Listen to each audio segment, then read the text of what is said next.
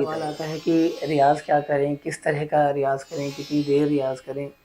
तो इसका एक मैं आपको मिला-जुला सा आंसर देता हूँ कि रियाज़ करने का पहली बात तो ना कोई पर्टिकुलर कोई पैटर्न नहीं है। अगर है तो वो बहुत बेसिक से पैटर्न है, जैसे लोग कहते हैं कि सुबह के टाइम खरज का रियाज़ करें। खरज क्यों कहते हैं रियाज़ करने के लिए? सुबह के टाइम, सुबह का मतलब ये नहीं कि 8 बजे 9 बजे अगर आप उठ रहे हो तो मेरी सुबह तो अभी हो रही है, ऐसा नहीं है। सुबह का मतलब होता है जो पहला प्रहर होता है 4 से 7 का, उसको एक्चुअल में सही मायने में संगीत के हिसाब से उसको सुबह कहते हैं। क्योंकि उस टाइम जो आपके गले में थोड़ी-सी नींद फँसी होती है ना, तो यहाँ पे जो नींद का जो बोझ होता है, जो भार होता है, गला आपका भारी होता है। इससे भी डबल डेप्थ आती है, जो हम सुबह के टाइम रियाज़ करते हैं। तो ये इसीलिए बताया जाता है, ये एक साइंटिफ़िक चीज़ है, मतलब ऐसा नहीं कि ऐसे ही किसी ने बोल दिया और लोगों ने सुबह का रियाज़ शुरू कर दिया। ये एक साइंटिफ़िक चीज़ है, आप देखिए जब आप सुबह उठते हैं, उठते ही अपनी आवाज़ चेक करिए, फिर आप जब दोपहर तक बहुत कुछ बोल लेते हैं और तब अपनी आवाज़ चेक करिए, आवाज़ में पतलापन आ जाता है। तो जब आप देखिए जब कोई इमारत बनती है, कोई जगह बनती है, तो जब सीमेंट से किसी की जगह की पुताई वगैरह होती है, तो उसको वज़न से उसको सेटल करते हैं। आपने देखा होगा उसको प्लेन करने के लिए। ऐसे ही आवाज़ का जो वज़न होता है वो हमारी आवाज़ को सेटल करने का काम करता है कि वो जगह बना दे। उसकी जो एक्चुअल जगह है, आवाज़ की जो डिसबैलेंस हो रही है, उसकी जगह बन जाए। तो वो जो वज़न है ना वो सुबह के वक़्त ही होता है।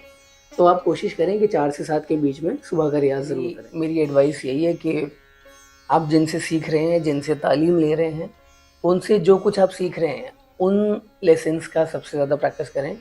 But apart from that if you want to do something else तो जस्ट गो फॉर अलंकार। अलंकार, पलटे एक ही चीज़ है।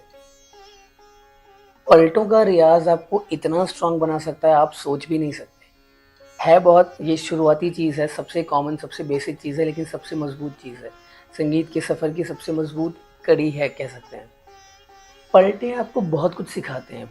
पलटे आपको सुरों का कैलकुलेशन भी सिखाते हैं, डिस्टेंस भी बताते हैं, लगावट भी बताते हैं और सारे भाव इसके अंदर आ जाते हैं। फॉर एग्ज़ाम्पल आप सपाट का प्रैक्टिस कर रहे हैं, सा रे गा मा पा धा नी सा नी धा पा मा गा रे सा।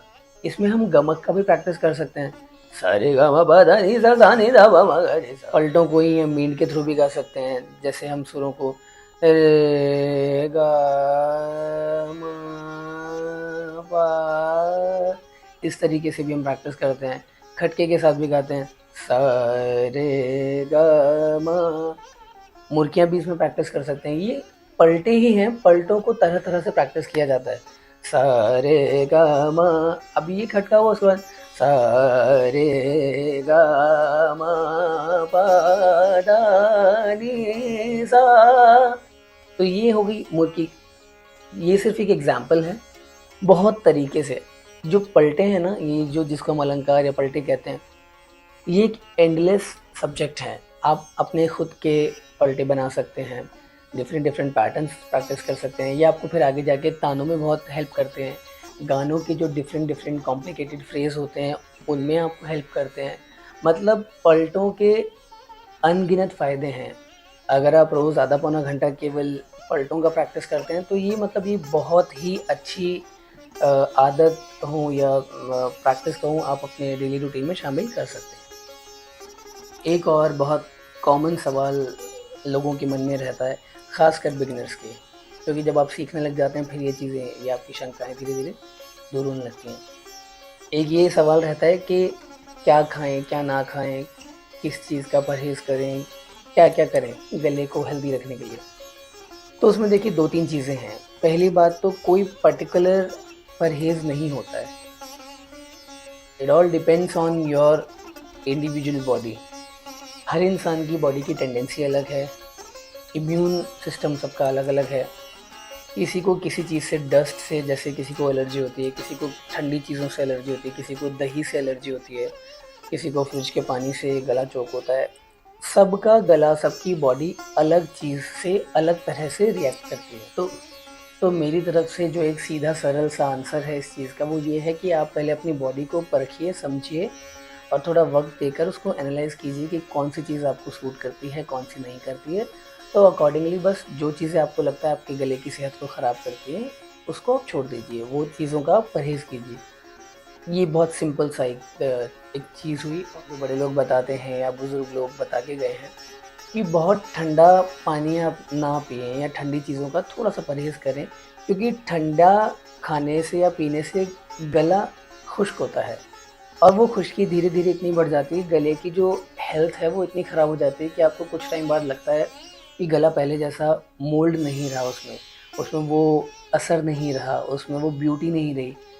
तो वो परमानेंट ख़राश भी रह सकती है, और आपका गला चोक भी हो सकता है, परमानेंट डैमेज भी हो सकता है। तो ठंडी चीज़ों का तो अगर आप परहेज़ कर सकें तो वो करना ही चाहिए। बाकी सर्दियों में ये वार्म वाटर आप यूज़ कर सकते हैं, और रात को सोते टाइम आप दूध में हल्दी डाल के पी सकते हैं। ये गले के लिए बहुत अच्छा रहता है।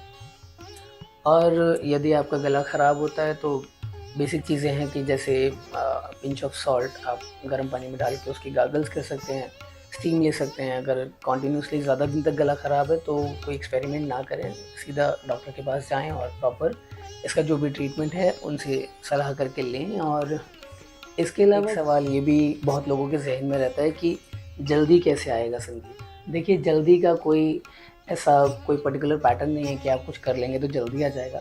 लेकिन एक चीज़ है, पुराने लोग ये फरमा के गए हैं कि आप तानसेन से पहले कानसेन बने, मतलब फ़नकार से पहले सुनकार बने। कानसेन का मतलब यहाँ कहने से ये है कि आप पहले अपने कानों को तैयार कीजिए, क्योंकि गाना मुझे लगता है गले से ज़्यादा कानों की चीज़ है। आप सुर समझ पा रहे हैं और समझेंगे कहाँ से? कानों से जब आप गाना सुनेंगे, तब फिर यहाँ गाना जाएगा, तब फिर वो यहाँ से उसका आउटपुट निकलता है। तो जो पहला प्राइमरी स्टेप जो है वो कान है। आप अपने कान तैयार कीजिए, और उसके लिए बुज़ुर्ग लोग फरमा के गए हैं कि आप अच्छा सुनें। और अगर आप दिन में 1 घंटा रियाज़ करते हैं तो कम से कम 1 ही घंटा, डेढ़ घंटा, 2 घंटा जितना पॉसिबल हो पाए उतना आप सुनें। और सुनने का मतलब ये नहीं है कि अगर आप फॉर एग्ज़ाम्पल अगर आप राग अहीर भैरव सुन रहे हैं तो आप रोज़ पूरा दिन अहीर भैरव ही सुनते रहेंगे किसी का।